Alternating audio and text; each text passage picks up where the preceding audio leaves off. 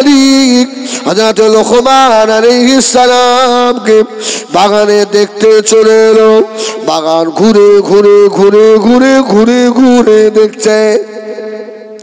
লোকমান বেটে মানুষ, লোকমানের গায়ের রং কালো। আস্তে আস্তে দেখে বলছে, ও আমার বাগানের পাহারাদার বাবা লোকমান, আমার বাগান, আমার তো ইচ্ছা হয় আমার বাগানে দুটো ভালো ভালো ফল খেতে। কি ভাই ইচ্ছা হয় না? ও বাবা লোকমান, বাগানে দুটো ভালো ফল আমাকে কেটে খাওয়াবে বাবা, আমি কেটে, আমাকে কেটে দাও। হযরত লোকমান আলাইহিস সালাম বাগানে ভালো ফল নিয়ে ভালো করে কেটে নিয়ে প্লেটে করে মুনিবের সম্মুখে দিল। মুনিব একটা ফল মুখে দিয়ে আল্লাহর ওলি হযরত লোকমান আলাইহিস সালামের দিকে বড় বড় চোখ করে দেখেছে। ও বাবা লোকমান,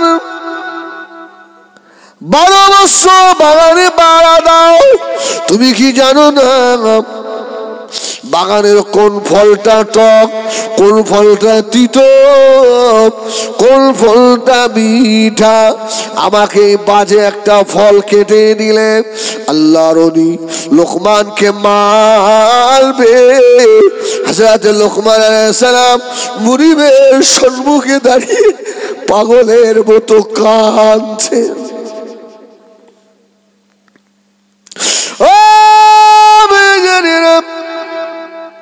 বাগানে মুনিব জিজ্ঞাসা করলো, বাবা লোকমান, আমি তো মানলাম না, তোমার দিকে একটু বড় বড় চোখ করেছি, তাতে তুমি কাঁদো কেন? হযরত লোকমান আলাইহিস সালাম বললেন, এ আমার মুনিব, আমি দুনিয়াকে প্রাধান্য দিই না, আমার কাছে আমি আখিরাতটাকে বেশি প্রাধান্য দিই। এ আমার বাগানের মুনিব, শুনে রেখে দেন, 12 বছর হয়ে গেল এই বাগানের ফল আমি পাড়া দিই, তবে শুনে রাখেন, আমি লোকমান কোনদিন আপনার বাগানের কোনো একটা ফল মুখে দিয়ে চেখে দেখি না। আমি লোকমানের আল্লাহর আযাবে জাহান্নামের কথা মনে হয়।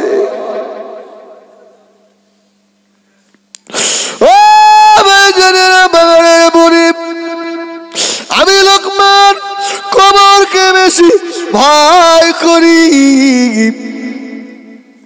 আমি যদি আপনাকে না বলে এই বাগানের একটা ফল যদি মুখে দিই, ময়দানে মাশারে যদি আল্লাহ আমার হাতে বেড়ি পরিয়ে দেয়, লোকমান তোর সারা জীবনের নামাজ, লোকমান তোর সারা জীবনের রোজা, লোকমান তোর সারা জীবনের হজ, লোকমান তোর সারা জীবনের ইবাদত আমি আল্লাহ একটা বলে বিনিময় বরবাদ করে দিয়েছি। আমি লোকমান তো অসহায়, দুর্বল, জাহান্নামের আযাব সইতে পারবো না। ও বেগানিরা, ও শুনে মালিকেরা, ও আমার বিবাদ মুখে রাখা শোনা না, এই কথাটা শুনে বাগানের মালিক আল্লাহর ওলি হযরত লোকমানের দিকে তাকিয়ে খুশি হয়ে গেল। ওই লোকমানকে আল্লাহ ছেলে দিয়েছিলেন, আবার লোকমান আলাইহিস সালাম ছেলেদেরকে ভালো ভালো নসিহত করেছিলেন। ও বেগানিরা, কলিজা ফেটে যাবে বাবা, আমি হিজবুল্লাহ কোথাও হাসানো ওয়াজ করি না। এটা আমার পীর আল্লামা কালিমুল্লাহ হুজুর রাহমাতুল্লাহ আলাইহির ওসিয়ত। বাবা, আল্লাহ নবীর মাহফিলে দু ফোঁটা পানি ফেলতে পারবে? আল্লাহ নবী মদিনা থেকে দেখবে বাবা, এই চোখের পানি যদি কবুল হয়ে যায়, আল্লাহর নবীর দিদার নসিব হয়ে যাবে। আমার দেবক এলাকার সোনারা, একবার মোহাম্মতে, একবার সন্ধ্যার দিকে সোনামানিক ভাইদের জিজ্ঞাসা করেন, যেভাবে বসে আছেন আমার মনে হচ্ছে যেন আমার মদিনার নবী, আমাদের মাহফিল আল্লাহ নবী নূরের চোখে মদিনা থেকে দেখছেন। আমাদের মাহফিল যেন আল্লাহ পাকের দরবারে কবুল হয়ে যাচ্ছে। জোরে বলুন সুবহানাল্লাহ। ও বিবাহের সোনারা, একবার মুহাব্বতে মদিনার সবুজ গম্বুজ খেয়াল করে একবার মুহাব্বতে ডাক দেন, ইয়া রাসূলুল্লাহ। খুব মুহাব্বতে ডাকে, জীবনে মাকে জোরে জোরে মা বলে ডেকেছেন, বাপকে বাপ বলে ডেকেছেন, বন্ধুকে জোরে জোরে ডেকেছেন। বাবা, আমার দয়ার নবী কিয়ামতে ময়দানে হাসরে আমাদের জন্য পাগল হবেন। ওই নবীকে একবার মুহাব্বতে মুখ ভরে ডাকেন, আল্লাহ আবার খুশি হয়ে যাবে। আমার সঙ্গে বলেন, ইয়া রাসূলুল্লাহ, ইয়া রাসূলুল্লাহ, আসসালামু আলাইকা ইয়া রাসূলুল্লাহ। ও বেগানেরা, আমাদের সালাম আল্লাহ পাকের ফেরেশতারা আমার দয়ার নবীর রওজায় আতাহারে পৌঁছে দেবে। অনেকের মদিনায় যাবার ক্ষমতা নাই, ঠিক না ভুল বলেন? অনেকে গরিব মানুষ, জীবনে মনটা চায় ও রব্বুল আলামিন আল্লাহ, একবার যদি আপনার হাবিবের রওজায় আতাহারে মেহমান যদি হতে পারতাম। মনে হয় না? হয় না? কত হাজি বছর বছর চলে যায়, আল্লাহ আমি গরিব বলে জীবনে একবারও হাবিবের মাজারের পাশে দাঁড়াতে পারলাম না। আমি বলি পিফায় রাখা ভাইয়েরা, মনে দুঃখ নেবেন না, কষ্ট নেবেন না। তাহাজ্জুদ নামাজ শুরু করেন, তাহাজ্জুদ পড়ে সিজদায় পড়ে গিয়ে চোখের পানি ছেড়ে দেন। আল্লাহ আমি গরিব, তাই বলে কে মদিনার নবীকে একবার দেখতে পাবো না।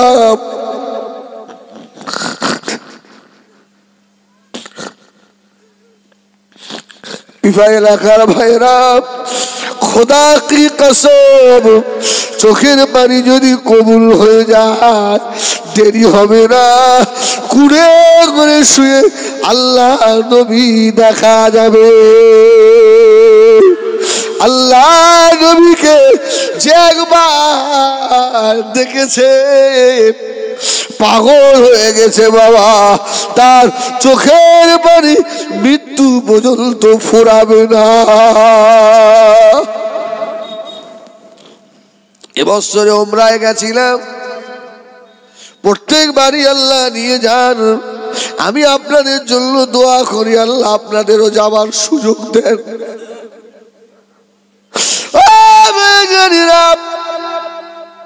রাত 2-2:30টার সময় আর হোটেল থেকে চুরি করে আস্তে আস্তে বার হয়ে আল্লাহ নবীর মাজারে চলে গেছি। কাউকে বলিনি, সাথী সঙ্গী সঙ্গে নেইনি, একা একা মদিনার মসজিদে নববীতে গিয়ে দেখি আল্লাহর নবীর বাবু সালাম দরওয়াজা খোলা রয়েছে। ও বেজনেরা, দুটো আড়াইটার সময় দুবার জোর করে হাজির আল্লাহ নবীর মাজারে সালাম দিয়ে দিয়ে বার হয়ে যায়।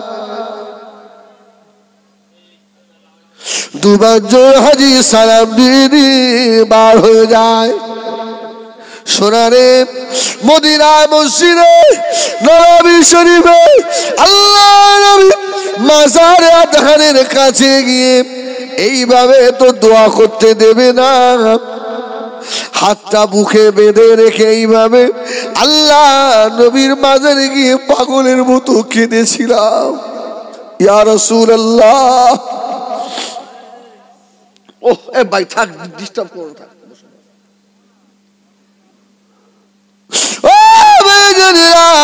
হাত দুটো তুলে কেঁদে কেঁদে নবীকে বলেছিলাম, ইয়া রাসূলুল্লাহ, বাংলা থেকে আমি সেই পাগল তোমার রওজায় হাজির। নবী গো, বাংলার জমিনে মাহফিলে বসে বসে কাঁদি গো নবী, আজকে সেই পাগল তোমার দরবারে হাজির গো নবী।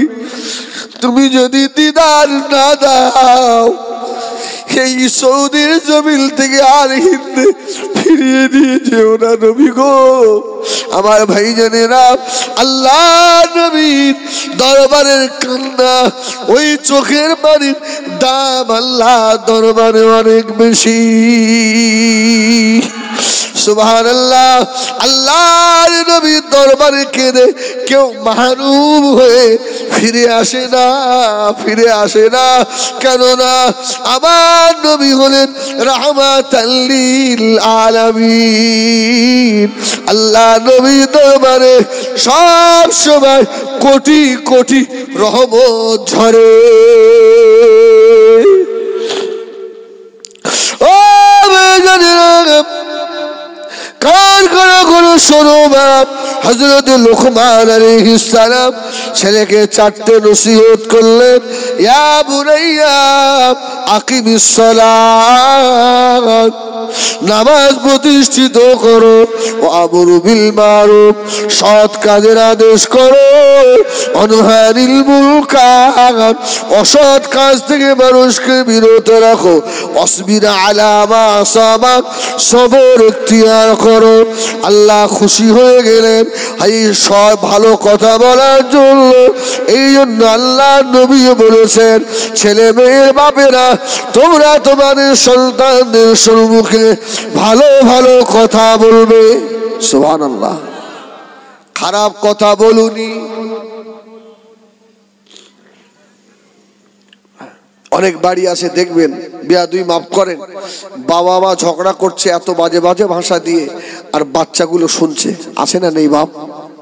আমার মা এমন বলবেন না, বাচ্চাটা শিখছে। অনেক সময় ছেলে মেয়ে বড় হলে আব্বা মাকে অনেক জিনিস চুরি করতে হয়, ঠিক কিনা? লুকিয়ে করতে হয়। বিড়ি খান আপনি, লুকিয়ে খান, ছেলের সম্মুখে নয়। খৈনি খান, আপনি লুকিয়ে খান, আপনার ছেলের সম্মুখে নয়। বাপ, হ্যাঁ, ছেলেদের মেয়েদের সম্মুখে বাজে ভাষা এগুলো বলবেন না। আল্লাহ রাসূল বলতে ছেলেদেরকে ভালো ভালো নসিহত করো। একটা গাছ লাগালে ওই গাছের একটা ঠেকো দিতে হয় না, হয় না? ঠ্যাস দিতে হয় না, হয় না? রাসূলুল্লাহ বললেন, ওই গাছটা হলো তোমার সন্তান, আর তুমি হলো ওই খুঁটি, ওকে সাপোর্ট দাও, সাপোর্ট দাও, তাহলে গাছটা সোজা হয়ে ভালো হয়ে গাছটা উঠবে। আর সাপোর্ট না দিলে গাছ কিন্তু বেঁকা হবে। ঠিক না ভুল বলে? একবার দরুদ শরীফ আল্লাহুম্মা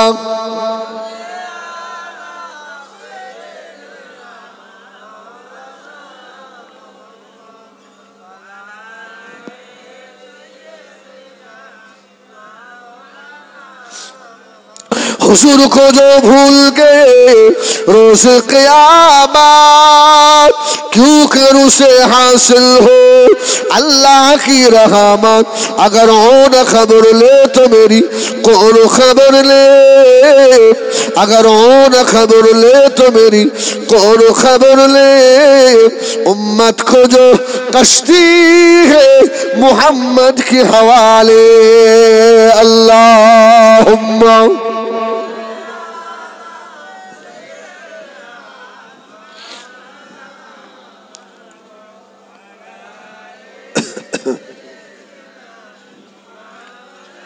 आप पर उतरा है कुरान रसूल अरबी, आपका नाम है जीशान रसूल अरबी।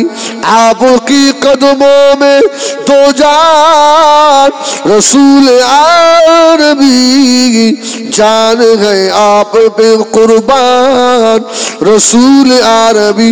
जल्दी बुलाओ जल्दी बुलाओ आओ मदीने में ऐ मेरे आका। बोलें या रसूल अल्लाह जल्दी बुलाओ आओ मदीने में ऐ मेरे आका। हिंदी में मैं हूँ परेशान रसूल अरबी। आप पर उतरा है कुरान रसूल अरबी, आपका नाम है जीशान रसूल अरबी।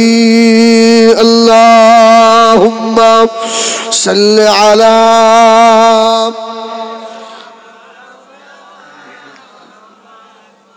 वाला।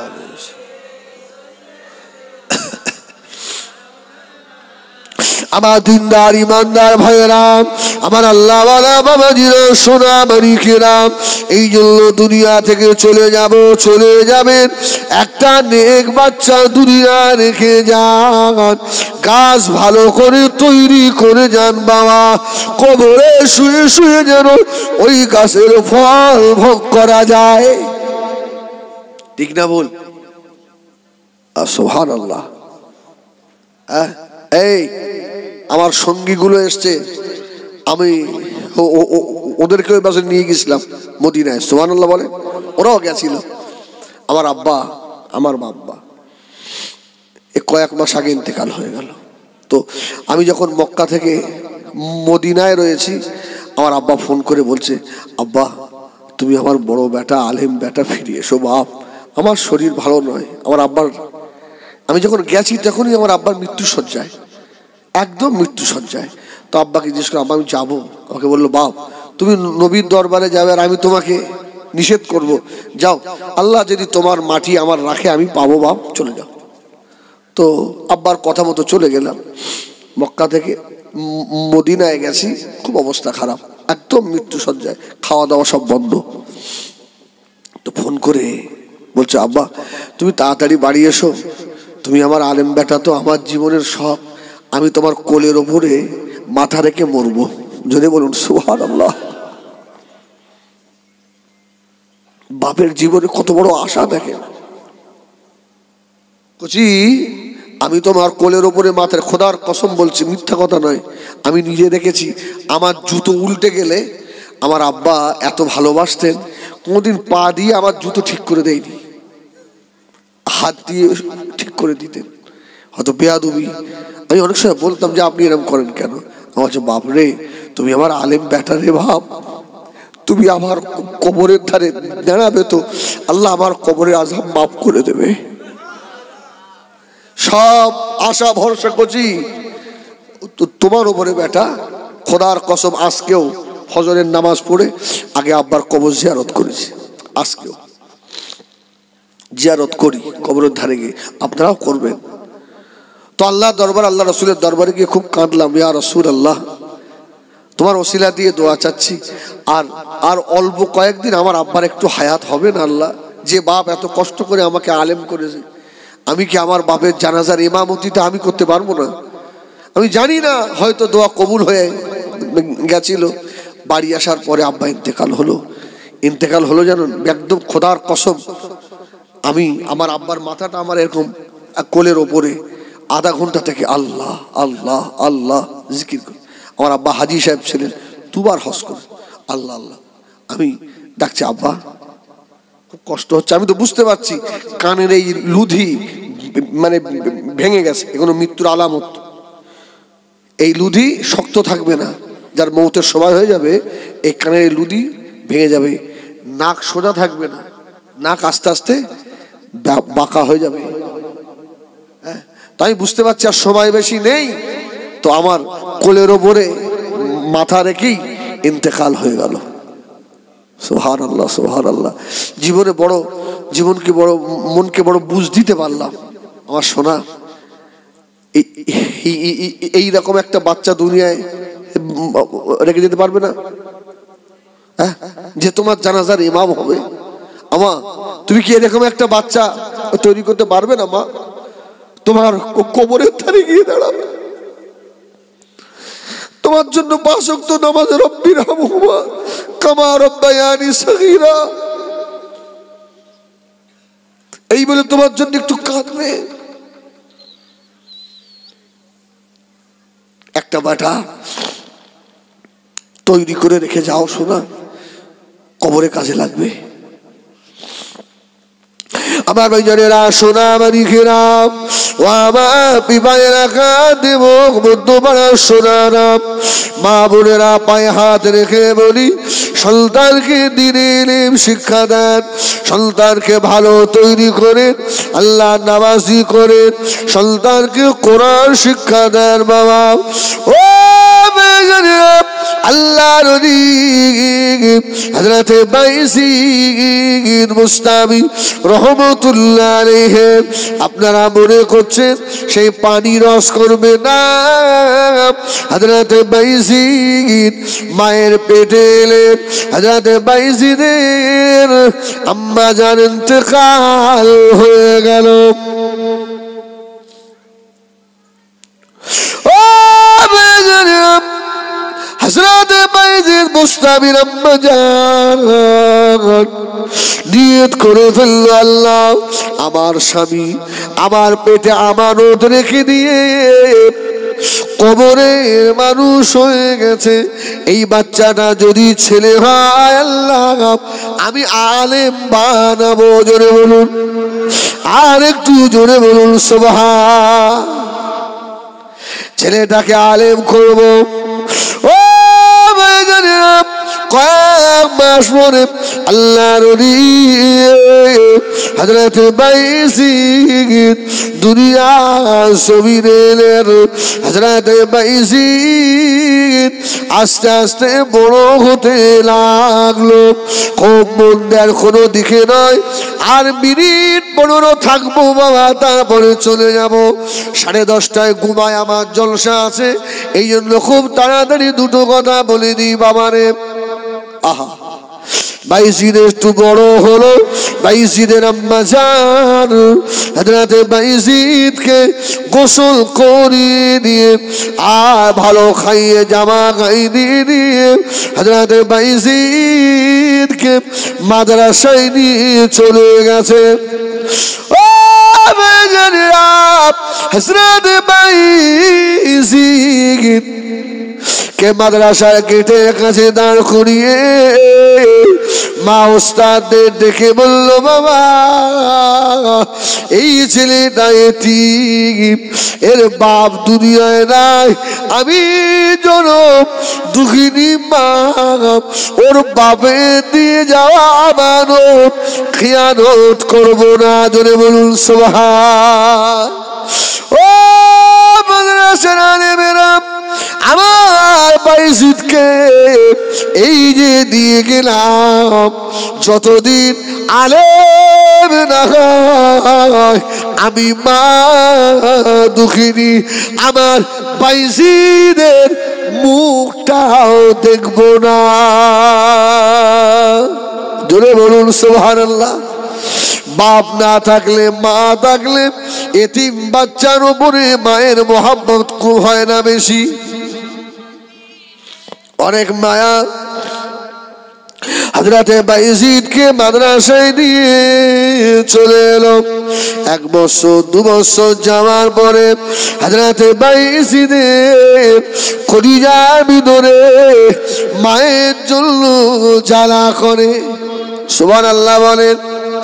ও বাজানেরা, আমরা মাদ্রাসার বোর্ডিংয়ে পড়েছি, জানি যখন মায়ের জন্য মন কান্ত আর পড়া হতো না, ভালো লাগতো না, শুধু মনে হতো মায়ের মুখটা যদি একবার দেখতাম।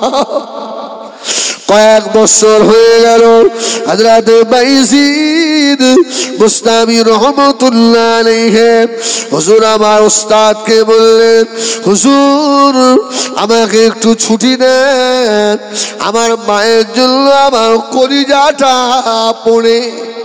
সুবহানাল্লাহ বলেন। উস্তাদ বাইজিদের মুখের মানে থেকে বলেছিল, ও বাবা বাইজিদ, শুনে রেখে দে বাবা, তোর মা তো ওসিয়ত করে গেছে, তবে শুনে রাখ তোকে যেতে দেব, তুই যদি 22 পারা কোরআনের হাফেজ হতে পারিস। আল্লাহর ওলি হযরতে বাইজিদ কাঁদতে লাগলেন, আল্লাহ আপনার পাক কালাম তাড়াতাড়ি করে আমার সিনায় ঢুকিয়ে দেন, আমি বাইজিদ আমার জনম দুঃখিনী মাকে একবার নয়ন ভরে দেখবো। জোরে বলুন সুবহানাল্লাহ। ও ছেলেরা, যাদের মা দুনিয়ায় নাই, যারা মায়ের মুখে মাটি দিয়েছো বাবা, সোনারে ওই মায়ের কবরে দাঁড়িয়ে গেলে যত নিষ্ঠুর বেটা হোক, কলিজাটা হু হু করে না, করে না। মা চলে যাওয়ার পর থেকে কেউ আর খোঁজ নেয় না বাবা, কেউ আর রাস্তার দিকে তাকিয়ে বসে থাকে না বাবা, কেউ আর মুখ শুকিয়ে গেছে কেন বাবা এই কথা জিজ্ঞাসা করে না, কেউ আর কচি বলে ডাকে না। সোনা মানিক হযরত বাইজিদ অল্প দিনের ভিতরে আল্লাহ পাকের কোরআনের 22 পারা হাফেজ হয়ে গেল।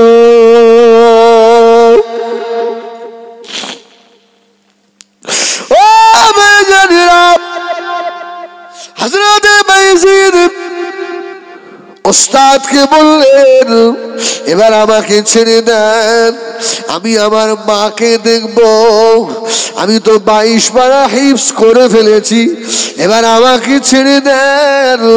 ওস্তাদ বলল, বাবা বাইজিদ তোমাকে আমি ছেড়ে দিলাম, দেরি করোনি বাবা, তাড়াতাড়ি চলে এসো, মাকে দেখে দেরি করো না বাবা।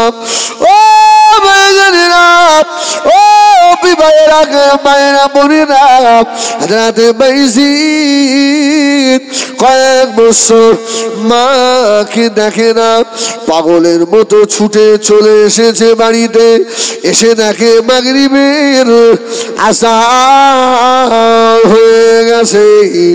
জনম দুঃখিনী মা ঘরের ভিতরে মাগরিবের আল্লাহর ফরজ নামাজ আদা করে হাত দুটো তুলে কাঁদছেন, আল্লাহ আমার বাইজিদ আমি মা কয়েক বছর দেখিনি, আল্লাহ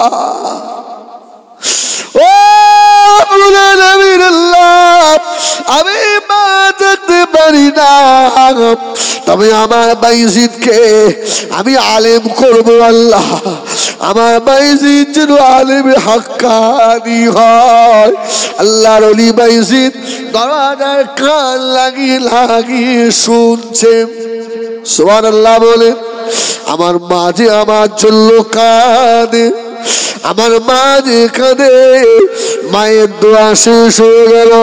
হযরত বাইজিদ দরওয়াজায় ঠোকা দিলেন, মা আমি আপনার বাইজিদ এসেছি মা, দরওয়াজা খুলে দেন মা। ও বাইজিদেরা, লাগান মা বোনেরা, কান খাড়া করে শোনো মা।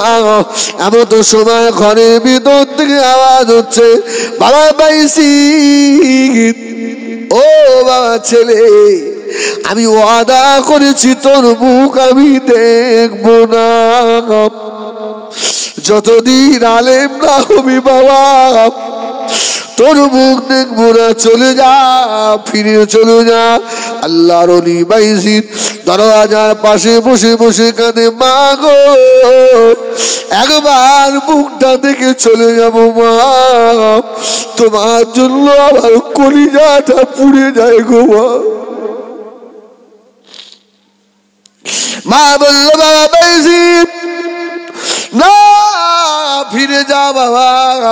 হযরত বাইজিদ অসহায় হয়ে টুক টুক করে মায়ের দরওয়াজা থেকে ফিরে চলে গেল। মাদ্রাসায় গিয়ে দাঁড়িয়েছে। ওস্তাদ বলল, বাবা বাইজিদ এত তাড়াতাড়ি চলে এলে বাবা? বাইজিদ ঝরঝর করে কাঁদে আর বলে, হুজুর আমার মা আমার মুখও দেখে না।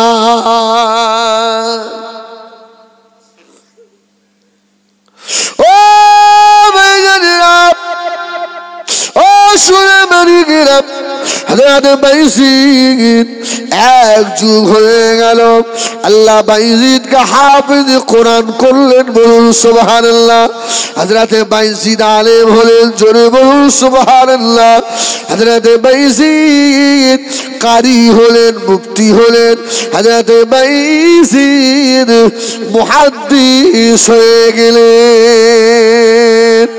ও ভাইজানেরা, বাইজিদের ওস্তাদ বাইজিদকে ডেকে বলল, বাবা বাইজিদ এদিকে আয় বাবা, আমার কাছে আয় বাবা, আগামীকাল সকালে তোর মাথায় পাগড়ি বেঁধে দেবো বাবা। বাইজিদ হয়ে গেছিস, তুই বাড়ি চলে যাবি বাবা, তোর চরম দুঃখিনী মাকে দেখবি। আই বাইজিদের আনন্দ আর ধরে না। ও ভাইজানেরা, বাইজিদের ওস্তাদ বলেন, আমি এশার নামাজ পড়ে খাওয়া দাওয়া করে শুয়ে পড়েছি, এমন তো সময় ঘুমিয়ে পড়লাম। আমার ঘুমের ভিতরে স্বপ্নে দেখি একজনা নূরওয়ালা নূর মানুষ এসে আমাকে ডাকছে। সুবহানাল্লাহ বলে। ও বাইজিদের ওস্তাদ, ও বাইজিদের ওস্তাদ, আমি জিজ্ঞাসা করলাম, কে আপনি? এত নুরানি চেহারা আপনার। বলল, আমাকে চেনো না? আমি হলাম দিন ও দুনিয়ার বাদশাহ হাবিবুল্লাহ জনাবে মুহাম্মদুর রাসূলুল্লাহ সাল্লাল্লাহু আলাইহি ওয়াসাল্লাম। তুমি ধন্য বাবা, বাইজিদের মতো ছেলে মানুষ করে আমার বাইজিদকে শুধু হাফেজ, কারি, মাওলানা, মুহাদ্দিসের পাগড়ি মাথায় বেঁধে দিও না। আমি রাসূলুল্লাহ সাল্লাল্লাহু আলাইহি ওয়াসাল্লাম আমার তরফ থেকে ইলমে বেলায়েতের পাগড়ি আমি নবীর তরফ থেকে আমার বাইজিদের মাথায় পরিয়ে দাও। জোরে বলেন সুবহানাল্লাহ, আর একটু জোরে বলেন সুবহানাল্লাহ। একবার মুহাব্বতে বলুন ইয়া রাসূলুল্লাহ। ও ভাইজানেরা, সকাল হয়ে গেল। হযরত বাইজিদ ঘুরে ঘুরে বেড়াচ্ছে। ওস্তাদ দেখে বলল, বাবা বাইজিদ, ও বাবা ছেলে, তোকে মানুষ করে লস হয়নি আমার। সুবহানাল্লাহ। আল্লাহ নবী কালকে দিদার হয়েছে, আল্লাহ নবী পাগড়ি দিয়ে গেছে, ইলমে বেলায়েতের পাগড়ি, ইলমে লাদুল্লির পাগড়ি, ইলমে মারিফাতের পাগড়ি তোমার মাথায় জড়িয়ে দেওয়া হবে। হযরতে বাইজিদ বড় খুশি হয়ে গেলেন, মাথায় পাগড়ি বেঁধে দিয়েছে হযরতে বাইজিদ। আস্তে আস্তে বাড়ির দিকে রওনা হলেন, বড় খুশি। বাড়িতে এসে দেখছে জনম দুঃখিনী মা, গর্ভধারিণী মা অথব্য হয়ে গেছে। বারান্দায় মা বসে রয়েছে, বাইজিদের জন্য কেঁদে কেঁদে মায়ের চোখ দুটো অন্ধ হয়ে গিয়েছে। ও হযরতে বাইজিদ দাঁড়িয়ে বললেন, মা আসসালামু আলাইকুম। মা বলল, কে বাবা? এ যেন আমার বাইজিদের মতো গলার আওয়াজ। সুবহানাল্লাহ বলবেন না? আরেকটু জোরে বলবেন না সুবহানাল্লাহ? এ তো আমার বাইজিদের মতো গলার আওয়াজ। হযরতে বাইজিদ মায়ের সম্মুখে বসলো, মা আমি তোমার বাইজিদ এসেছি, আল্লাহ আমাকে মুহাদ্দিস করে দিয়েছে বাবা। সুবহানাল্লাহ বলে। ও ভাইজানেরা, হযরতে বাইজিদ মুস্তাবি রহমাতুল্লাহ আলাইহি মা বলেছিল, বাবা ছেলে একবার আমার বুকে আয় বাবা, তোকে কতদিন কোলে নিইনি বাবা। আমি মা আমার বুকে আয়, বুকে জড়িয়ে ধরে বললেন, বাবা বাইজিদ তোর আব্বার আমানত আমি খেয়ানত করিনি। সুবহানাল্লাহ বলেন। ও বাবা ছেলে শুনে রাখো, বাবা বাইজিদ আমাকে এক লোটা পানি এনে দাও বাবা। হযরত বাইজিদ এক লোটা পানি এনে দিলেন। মা বলল, বাবা বাইজিদ আমাকে ওযু করিয়ে দাও। ওযু করিয়ে দিলেন। বাইজিদকে বলল, বাবা বাইজিদ রে, ও বাবা ছেলে আমার নামাজে বাতিটা বিছিয়ে দাও, আমি 2 রাকাত শুকরিয়ার নামাজ আদায় করবো। জোরে বলুন সুবহানাল্লাহ। আর একটু জোরে বলুন সুবহানাল্লাহ। শুকরিয়ার নামাজে দাঁড়ালেন। প্রথম রাকাত হয়ে গেল, দ্বিতীয় রাকাতের প্রথম সাজদা হয়ে গেল। দ্বিতীয় সাজদায় গিয়ে আর মা ওঠে না। হযরতে বাইজিদের মা আল্লাহ পাকের দরবারে ফরিয়াদ করলে, আয় আল্লাহ আমার জীবনের আশা মিটে গিয়েছে। আল্লাহ আমি কবরের সামানা, ময়দানের মাশরের সামানা আমি তৈরি করে ফেলেছি। আল্লাহ আমি আর থাকতে চাই না। বাইজিদের মা চিরতরের মতো আল্লাহ ডাকে সাড়া দিলেন, ইন্না লিল্লাহি ওয়া ইন্না ইলাইহি রাজিউন। দুরূদ শরীফ। আল্লাহুম্মা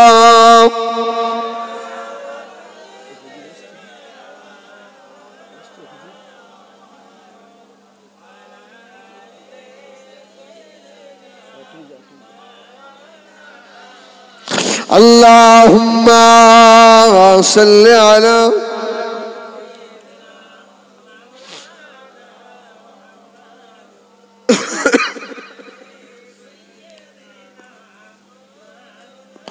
قل لا إله إلا الله لا إله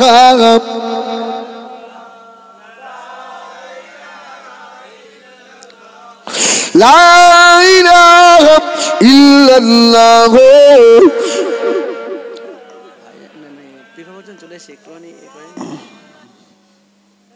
محمد رسول الله اللهم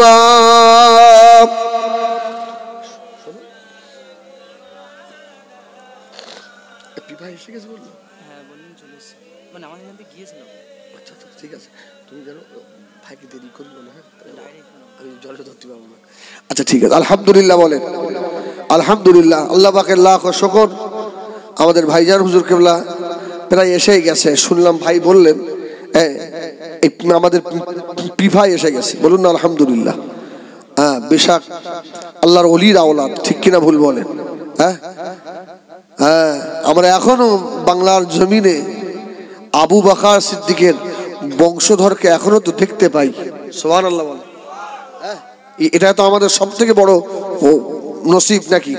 হ্যাঁ, আমরা আবু বকর সিদ্দিককে আমরা দেখিনি, কিন্তু আবু বকরের বংশধরকে আমরা পেয়েছি। সুবহানাল্লাহ সুবহানাল্লাহ, এ তো আমাদের বড় খুশ নসিব। আমার ভাইরা এক্ষুনি আসবেন হুজুর কেবলা, সম্ভবত ডাইরেক্ট আসবেন, কেননা সবার তো একটা সময়ের ব্যাপার থাকে বলছেন। আর এখান থেকে আমাকে ঘুমে, আমার যেখানে ঘর পাশেই জলসা, হ্যাঁ বললাম ঠিক আছে, ওখান থেকে সেরে আসি। যাই হোক, আমি প্রায় কম বেশি 2 ঘন্টার কাছে আলোচনা রাখলাম। ভাই কেউ দুঃখ পেয়েছেন নাকি? বলুন না আলহামদুলিল্লাহ। হ্যাঁ, আমাদের এই বলা শোনার ভিতরে আল্লাহ যেন খুশি হয়ে যান, বলেন আল্লাহুম্মা আমিন। আল্লাহ যদি খুশি হন তাহলে আমাদের জলসা আজকে কামিয়াবি হবে, বলুন না ইনশাআল্লাহ ইনশাআল্লাহ।